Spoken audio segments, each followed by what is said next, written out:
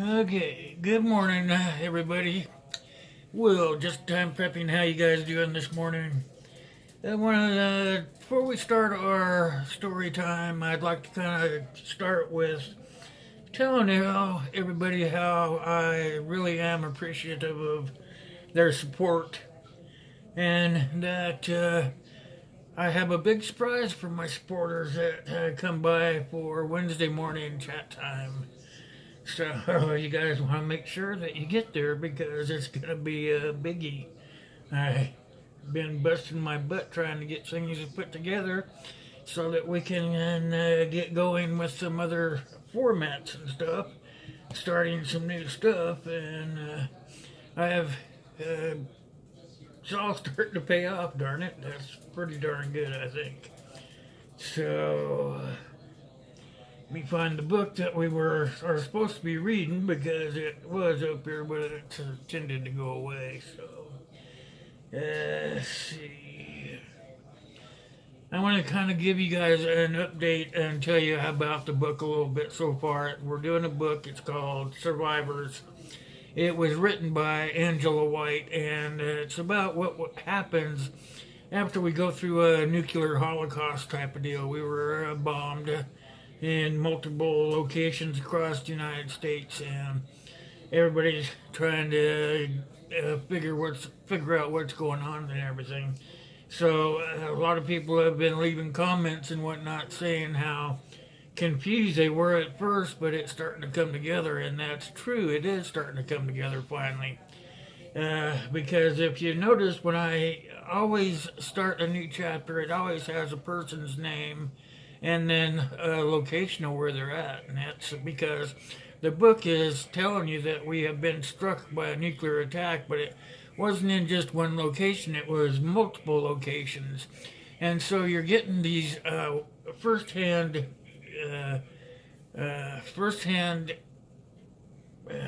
can't think of the darn word right now, it's firsthand, firsthand of what's going on, I guess is the best word. I have to skip that word. But they're trying to tell you where they're at and what's going on in that area. And I have the feeling, because I haven't read this book before myself, but I'm starting to become under the opinion that they're doing that because farther into the book, all those people that they're talking about are going to come together to create something, probably to the benefit of the whole book scenario. So I'm trying to tell you that so we can start. We're going to start this morning on chapter 4. And chapter 4 has to do with Samantha Moore, and she's going to be in Wyoming. So I'm going to try to get going, and hope you guys enjoyed today's story. So we're going to start today with Samantha Moore, and she is in Wyoming. So let's get going.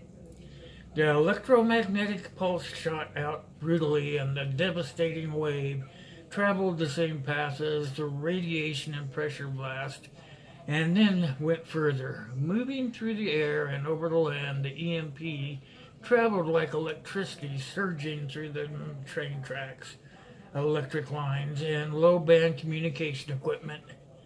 The short-circuited nearly everything.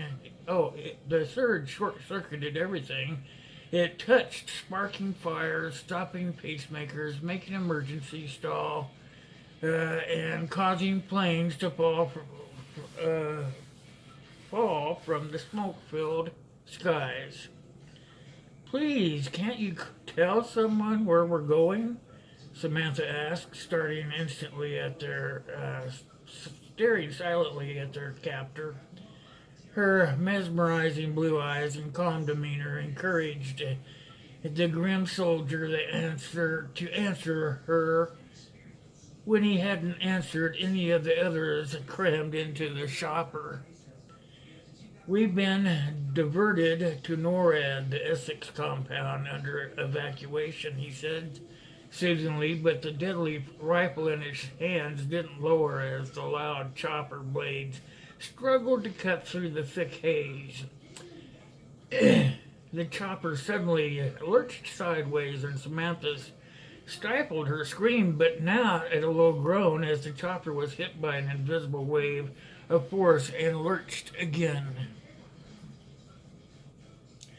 The other Seattle civilians aboard the struggling chopper echoed her noise of panic. Taken together, they'd been relocated from their jobs at the Environmental Protection Agency by big soldiers with clipboards and government passes and guns. After witnessing a co-worker shot when he was tried to run, none of them had rocked the notion after obviously being abducted by their own government. The need to fight warred with her survival instincts, and Sam brutally only a quick glance over the well-dressed lucky few on board with her. In their faces she recognized the same dismay and slowly drawing terror, and yet she could have been alone, but didn't feel a connection with them. She was different. Samantha fingered the badge around her neck, almost wishing she didn't have it. If her alarm hadn't worked, the former president, Robbie Milton, of the infamous suicide video, would have died in Nebraska, and none of this would have been happening. Sam had been horrified to recognize the terrorist. Did her saving his life 4 years ago make some of this her fault? Sam assumed they were flying low to avoid the Star Wars, and she stifled another sound of misery as the criteria rolled by. She was unable to believe that her country, down there traveling itself apart. Shootings, fires, assaults, murders, and bodies everywhere in cars, on the streets, even on playgrounds. Moreover, no one was coming to collect them. Everywhere in cars, on streets, even on the playgrounds, moreover, no one was there to collect them. Samantha swallowed her panic. This wasn't happening, just a horrible nightmare. She gasped in terror, forgetting to breathe as an attending line of destruction and rushed over the land, eating everything on its path. Power lines lit up, sparking violently. Gas lines ruptured and exploded.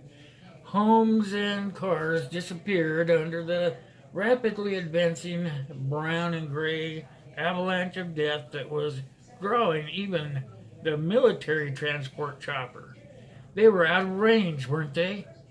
Get higher!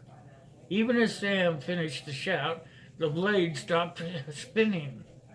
Her ears registered the sudden, deafening silence, and then they plummeted to the earth as it was flickering blur of swirls and screams. The government had bird slammed into this rocky Wyoming ground. A hard single and flew back up, flipping and twisting into new shapes. It blew a thick tree and rolled swathering debris and thick smoke along the cab crash site. Excuse me. The lack of noise, not a whistle or a scream, told her that the rest of her traveling companions had not been so lucky. Sam moaned again, dazed. Forgetting for a second about all that had happened, she hoped someone had already called in the get us an ambulance. There, told you it was a woman. The voice released her tears. Help was here in a few minutes. She would be bundled up into a stretcher and on her way to the emergency. I'll hold her down as you can go first this time. But let's pull her away from all that glass. Hands clamped like iron bands around her slender ankles, Samantha began to scream. That's chapter 4. Got a late start, so we'll go into chapter 5 because it's a short chapter. Chapter 5 is taking place in California by Adrian Mitchell. Less than half a minute had passed when another wave of destruction rushed out, one of the pressure and wind at the levels that no one, even buildings, let alone people, could withstand. Those who had time to get below ground did so, but they were not as safe as they thought they would be, especially in California, where the big one finally came. It went mostly unnoticed. People were already being busy dying. Is it true? Are you his son? Adrian opened her mouth to confirm the lethal secret he'd just been confronted with by his fellow Greenpeace members, but he snapped it shut as the neighbor's siren wailed again. The radio blared out as the reporter's shocked words has been unlike anything a generation has ever experienced. We are watching in horror as each of the bombs hits, and it's so ugly, huge fireballs instantly create gaping 50-mile wide craters around the point of impact and blast all those buildings, cars, and people into the sky. As it rises, it forms a gigantic toxic black mushroom cloud that immediately begins to spread with the wind. Instantly following these explosions are rushes of thermal heat and light that shout out every direction, peeling skin away from bones, blinding every living thing facing that direction. The temperatures are in the hundreds of degrees, and those in the path have no chance of escaping, and our way of life comes crashing down. The situation faded into a national anthem as a city siren reached a peak.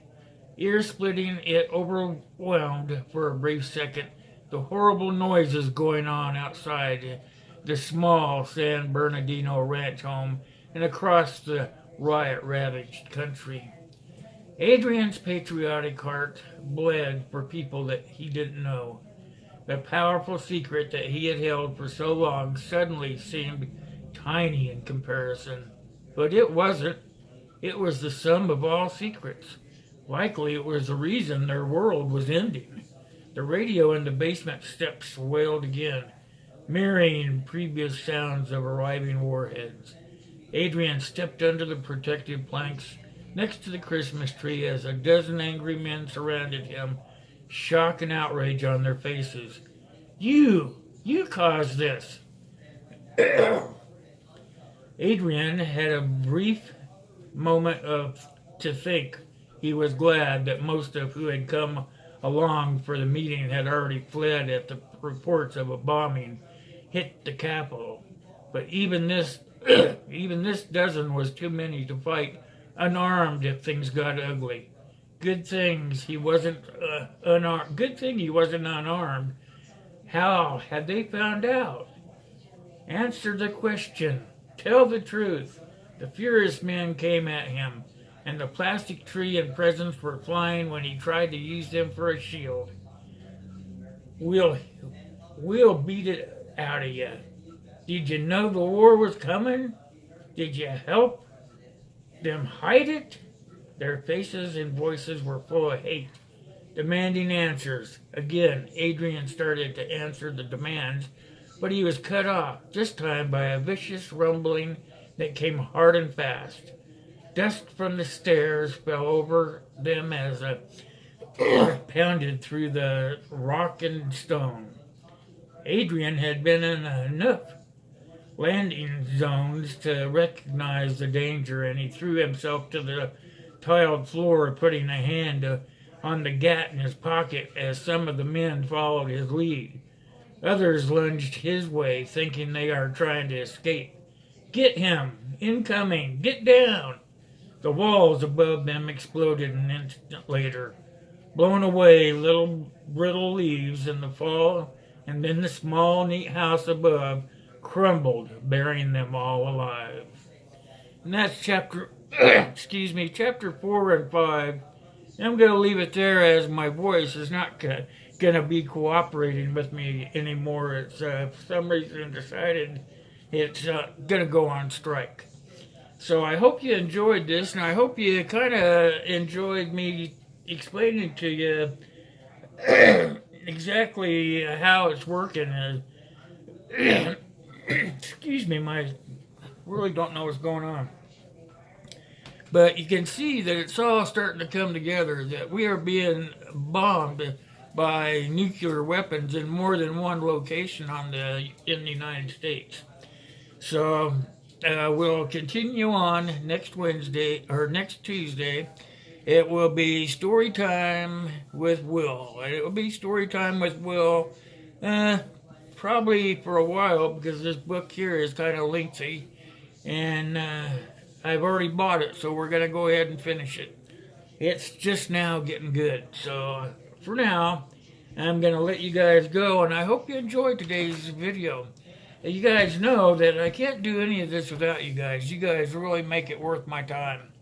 And I haven't been on every day like I have in the past, and that's because I'm working on going into 2019 with a bang.